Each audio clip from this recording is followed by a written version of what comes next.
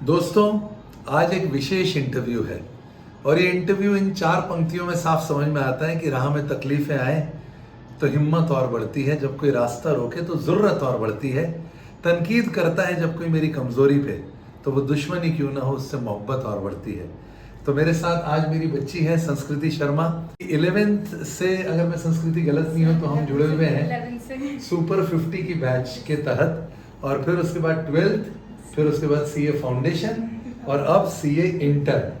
तो संस्कृति अपना स्कोर बताओ बेटा, और फिर उससे ज़्यादा ज़रूरी वो जर्नी बताओ कि यहाँ तक कैसे पहुँचे। मेरा स्कोर है 333 और अकाउंट्स में मेरे 52, लॉ में 60, टैक्स में 67, कॉस्ट में 48, ऑडिट में 62 एंड एसएमएफएम में 44। पूरी मार्कशीट याद है दोस्तों? सर 10th में तो मतलब मेरा था कि मुझे फिजिक्स से बहुत डर लगता था, तो मुझे था कि बायो नहीं लेना, बायो मैथ्स नहीं लेना। फैमिली वाले बोल रहे थे कि बायो मैथ्स लो, पर मेरा था नहीं, मुझे कॉमर्स लेना है, पर मुझे ये नहीं था कि मैं सीए करूँगी। फिर तो कॉमर्स क्यों लिया? फिजिक्स से प्यार नहीं था, केमिस्ट्री बिल्कुल पसंद नहीं थी, मैथ्स से भी डर था, बायो। फिर मैं बायो लेके क्या करती थी, मैंने कहा कॉमर्स लेती हूँ, एटलीस्ट कुछ तो करूँगी, मतलब तो उसने कॉमर्स लिया था। फिर मेरा सुपर 50 में सिलेक्शन हुआ, तो वहाँ मुझे पता चला कि हाँ सीए कर सकती हूँ, मतलब उन्होंने मुझे अपॉर्चुनिटी दी थी सीए और सीएस करने तो की। थोड़ा सा रुक के अपन बताते हैं अपनी ऑडियंस को कि वो सुपर 50 में सिलेक्शन कैसे हुआ, क्योंकि आपका इंटरव्यू कई लोगों के लिए प्रेरणा का स्रोत बनेगा और फिर उनको डायरेक्शन मिलेगा। सर जो मेरिट लिस्ट में आते हैं 10th में, तो उनका सिलेक्शन होता है, वो सिर्फ 50 बच्चे होते हैं पूरे एमपी में जिनका सिलेक्शन होता है, और फिर उनको पूरा गवर्नमेंट ही उनको ना वो कराती है कोचिंग वगैरह, 11th 12th की कोचिंग, फाउंडेशन की कोचिंग, और फाउंडेशन की फीस भी इनफैक्ट पूरी गवर्नमेंट ने पे कर। फिर क्या हुआ उसके बाद? फिर 11th 12th मुझे था कि 12th में अच्छा परसेंटेज बनाना है। 10th में मेरा इतना ज़्यादा नहीं था, मतलब मेरा 10th रैंक थी, बट मेरी और जितने हॉस्टल में जितने फ्रेंड्स थे उनसे मेरा कम था, तो वो लोग मुझे थोड़ा टीज करते थे कि तेरा तो कम है, हमसे कम है। तो फिर वो सुपर 50 में उनका सिलेक्शन नहीं हुआ? उनका भी हुआ था, मतलब जो हाँ। सुपर 50 में जितने बच्चे थे तो उनमें से मेरा सबसे कम था, तो मुझे था कि मतलब मुझे 12th में ज़्यादा लाना है, तो 12th में बहुत पढ़ाई करी, तो मैं थोड़ा सा और पीछे चलते हैं। 10th के बाद 11th में क्या करा? 11th में तो इधर आए थे, पेस में आए थे, तो वो क्या कहते हैं बिल्कुल ही न्यू था। मैं ग्वालियर से हूँ, तो इंदौर में आके सब कुछ ही न्यू था। फिर टीचर्स इधर, तो हमारी मेरे फेवरेट मृदुल सर, तो उन्होंने बहुत ज़्यादा इंस्पायर करते थे, वो उनकी हर क्लास में इतनी ज़्यादा अच्छी बातें होती थी, तो था। फिर मुझे सीए में इंटरेस्ट आना स्टार्ट हो गया था कि हाँ यार चल सीए तो करूँगी, ठीक है। फिर सीए फाउंडेशन मेरा था कि सीए फाउंडेशन मुझे 2 महीने में निकालना है, 12th के हाल बाद वाला। फिर उसके बाद 12th का रिजल्ट, मैं गर्ल्स टॉपर थी अपने उसमें पूरे स्कूल में, तो मतलब वो भी निकाल दिया था, उनको बीट कर दिया था, जो था कि मुझे, जो क्रिटिक्स हाँ थे, कि मुझे ना निकलना है, सबसे आगे आना है, तो गर्ल्स टॉपर थी मैं पूरे स्कूल में। फिर उसके बाद फाउंडेशन 2 महीने, मतलब 2 महीने में निकालना था, क्योंकि जून में अटेम्प्ट था, अप्रैल में रिजल्ट आया था। रिजल्ट भी इनफैक्ट पेस में ही देखा था, जब फाउंडेशन की बैच चल रही थी उस टाइम पे रिजल्ट देखा। और क्या कहते हैं, फिर फाउंडेशन की पढ़ाई में मतलब ये था कि मैं 2 महीने में निकालना है, कुछ और सेकंड चांस दिया ही नहीं कि नहीं यार मेरे को जाना ही नहीं है नवंबर में। ठीक है, फिर बेटा? फिर निकाल दिया, मतलब निकल गया। वो उस दिन का मतलब बेस्ट डे था, मतलब बहुत ज़्यादा खुशी थी उस दिन, तो फाउंडेशन निकल गया। क्या सबसे ज़्यादा खुशी उसी दिन मिली? नहीं, आज मिली फिर उसके बाद उस दिन के बाद फिर आज मिली।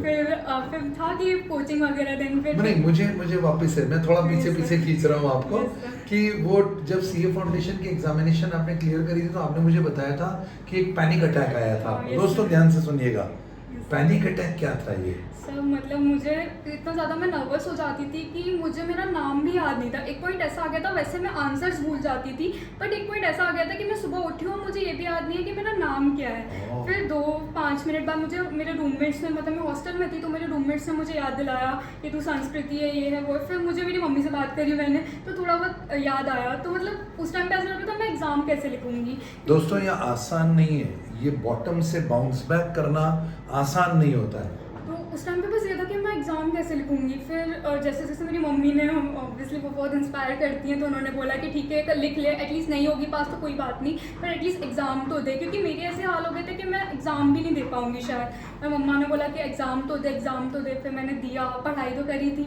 तो फिर दिया एंड हो गया फाउंडेशन में। बहुत अच्छे। क्या स्कोर आया था बेटा आपका?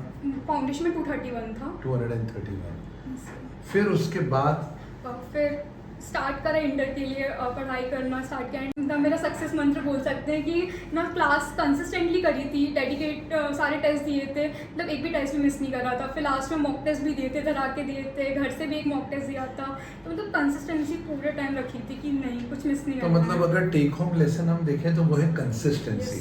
तो वैसा बिल्कुल मेरे साथ हुआ था। मैं लॉ का पेपर देने जा रही हूँ, 1:15 हुए हैं और मेरा एक्सीडेंट हो गया। मैं गाड़ी चला रही थी और मेरा एक्सीडेंट हो गया एंड मेरे को समझ नहीं आया मैं क्या करूँ, मैं पेपर कैसे दूँ। तो फिर मैंने अपने आसपास वाले अंकल से बोला कि प्लीज़ मुझे छोड़ दो सेंटर तक, क्योंकि मेरा पेपर है। तो वो लोग भी थे कि मतलब जिन्होंने एक्सीडेंट करा था उन्हें मारने लगे थे, क्योंकि लोगों की आदत होती है। मैंने कहा नहीं आप प्लीज़ मुझे पहले कोई छोड़ दो, मेरी गाड़ी यहीं रख दी थी मैंने कहा मैं गाड़ी चलाने लायक नहीं बची थी, मेरी गाड़ी भी चलने लायक नहीं बची थी। तो मैंने कहा एटलीस्ट मुझे कोई सेंटर तक छोड़ दो। फिर वहाँ से अंकल थे, उन्होंने बोला ठीक है मैं छोड़ देती। सो फिर मेरा सेकंड फ्लोर पे था मेरा जो रूम था सेंटर का। तो फिर मैं गई वहाँ पे, फिर मेरे पैर से खून निकल ही रहा था। फिर मैं बैठ गई कि मैंने कहा चलो ठीक है पेपर तो लिख ही देती हूँ, फिर उसके बाद देखेंगे क्या हुआ है, ठीक है। तो मैंने इतना ध्यान भी नहीं दिया अपने लगे हुए पे, मैंने कहा ठीक है बाद में देखूंगी। फिर मैम आई कॉपीज़ देने जो आती हैं, तो फिर उन्होंने बोला बेटा आपके पैर से तो खून निकल रहा है। तो मैंने बोला मैम मेरा एक्चुअली अभी एक्सीडेंट हो गया आते आते। तो उन्होंने बोला बेटा बड़ा डेडिकेशन है, मतलब उसके बाद भी एक्सीडेंट के बाद भी तुम आ गई। मैंने कहा मैम मुझे पेपर देना था। फिर उन्होंने कहा ठीक है तो मैं तुम्हारा फर्स्ट एड वगैरह करा देती हूँ, तो तुम मेरे साथ नीचे चलो। तो फिर मैंने कहा ठीक है मैम, बट मैम मेरा पेपर है, मतलब मुझे टाइम फिर एक्स्ट्रा चाहिए बाद में। तो मैम ने कहा ठीक है तुम्हें दे देंगे, बट अभी खून को रोकना भी ज़रूरी है। तो मैंने कहा ठीक है मैम। फिर मैं गई तो मैम ने फिर मुझे बाद में 10 मिनट्स एक्स्ट्रा दिए थे। उसके बाद फिर मैंने लिखा स्टार्ट किया लिखना, और मुझे सीरियसली मुझे पता भी नहीं चला कि मेरे पैर में लगी है। मतलब मैं तो ज़्यादा उसमें वो थी कि लिख रही हूँ, कॉपीज़ भी ले रही हूँ, सप्लीमेंट्री भी ली थी बिकॉज लॉ मेरा फेवरेट था। तो बस फिर मैंने लिख रही हूँ एंड मैंने पेपर दिया है। एंड सीरियसली मतलब मुझे दर्द होना स्टार्ट हो गया। जैसे मैंने मैम को कॉपी दी मुझे इतनी ज़ोर से दर्द हुआ कि मैं फिर नीचे भी नहीं जा पाई अपने रूम। दोस्तों ये फोकस होता है जब अपन किसी काम में पूरी तरह से मतलब पूरी तरह से मशगूल हो जाते हैं, तो कंसेप्ट ऑफ फ्लो बोलता है कि आप पूरी दुनिया से डिटैच हो जाते हैं और फिर उसके बाद आपको दर्द होना शुरू हुआ। This is magical. Yes sir, मतलब मुझे भी बिलीव नहीं हो रहा था ये क्या हो रहा है, इतना ज़्यादा दर्द कैसे होने लगा एकदम से। मतलब मुझे लगा था शायद नहीं होगा बाद में। एग्जाम का पेपर पेन किलर की तरह काम कर रहा था। यस सर, बस दिया है और दर्द होना स्टार्ट। फिर तो ऐसा हो गया कि मैंने अपने फ्रेंड्स को बुलाया कि मुझे नीचे तक ले जाओ, कि मुझे नहीं चला जा रहा है, इतना ज़्यादा दर्द हो रहा था। फिर वही लोग मुझे नीचे ले गए एंड फिर उसके बाद फिर टेक्स्ट के लिए भी पढ़ना था। अच्छा था कि टेक्स्ट में छुट्टी थी 2 दिन की, बट फिर भी मतलब था कि लग गई है पैर में। फिर उसके बाद दर्द हो रहा था, बट ये था कि पेपर निकालने हैं, इंटर निकालना है। अब आगे की क्या प्लानिंग है? अब मुझे है कि अब सीए में AIR चाहिए। इंटर में भी था बट ठीक है कोई बात ही नहीं आई, बट सीए फाइनल में AIR चाहिए। चाहिए ही चाहिए। यस सर, चाहिए। जिंदगी में दोस्तों आपको वो नहीं मिलता है जो आपको चाहिए होता है, पर आपको वो जरूर मिलता है जो आपको चाहिए ही चाहिए होता है। तो चाहिए ही चाहिए वाला AIR है ना। Yes, sir, फिर तो वो मिलेगा ही मिलेगा। बस जाते जाते आप क्या मैसेज देना चाहेंगी, क्योंकि सीए की एग्जामिनेशन से कई बार रिजल्ट मेजॉरिटी लोगों के नेगेटिव आते हैं, तो उनको बेटा क्या मैसेज देना चाहेंगे जिनका रिजल्ट नेगेटिव आया है? आप प्लीज ऑडियंस को बताएं। सो कंसिस्टेंसी ठीक है नहीं हुआ कोई बात नहीं, बट अब ये मत फोकस करना कि हम फिर से क्लास ले रहे हैं। हमने पढ़ तो लिया ही है तो ठीक है ना, वो फिर से रिवाइज करना और डेली रिवाइज करना, डेली प्लान बनाना। मतलब मेरा था कि जो करना है वो फिर रात तक मुझे कंप्लीट करना ही है। मैं 2 घंटे लेट सो लूँगी पर कंप्लीट करके ही सोऊंगी। तो मतलब वो था कि हाँ जो प्लान बनाया वो पूरा करना ही है। अगर सीए चाहिए ही चाहिए तो फिर तो आपको मिलना ही तय है। पूरी प्रकृति ऐसी योजना बनाएगी कि वो आपको जरूर मिलेगा।